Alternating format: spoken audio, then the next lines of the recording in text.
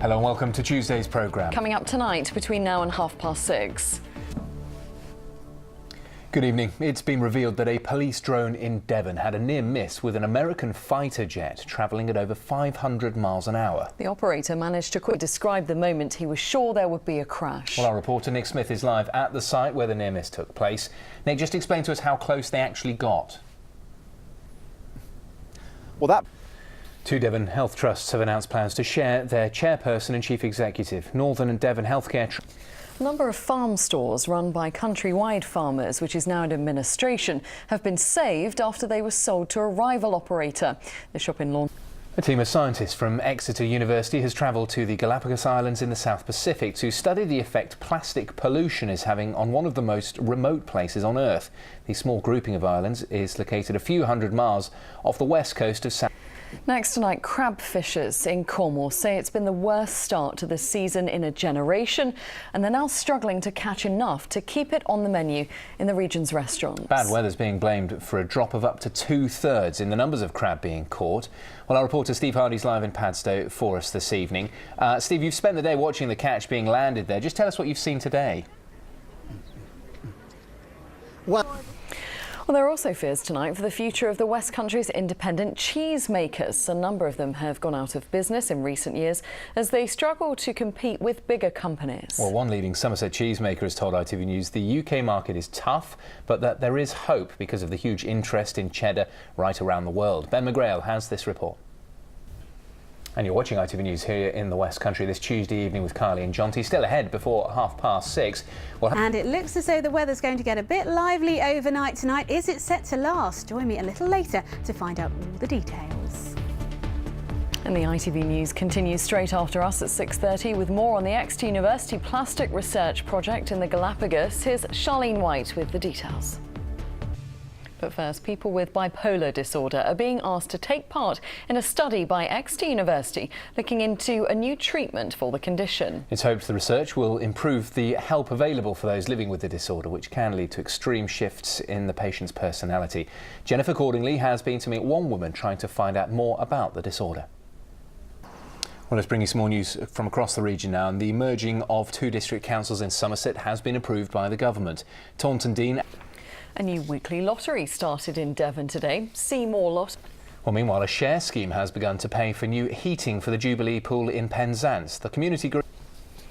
Now, a Somerset man has reached a remarkable milestone, making his 100th blood donation. Yes, Peter Merson from North Petherton has been giving blood regularly for nearly 50 years. The NHS says it's vital that more people come forward to donate, particularly during the holidays, as Bob Cruz now reports. Like how you used to get a pint of Guinness. I know, Very nice. I know. I like a biscuit. Yeah, not too bad.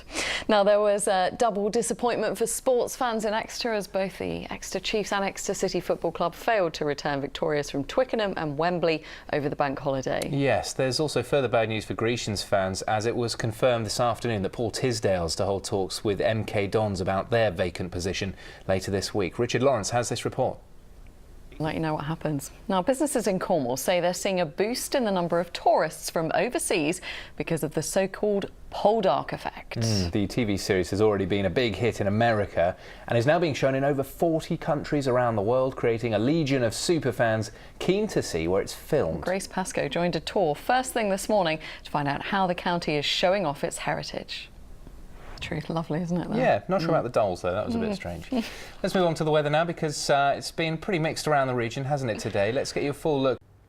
Hello there. Well, we've certainly seen some fairly lively showers in places this afternoon, and that really does set the tone for the rest of the working week. In fact, the Met Office currently have a yellow warning in force, taking us through tonight and into the first part of tomorrow morning. Some heavy torrential, potentially thundery downpours expected.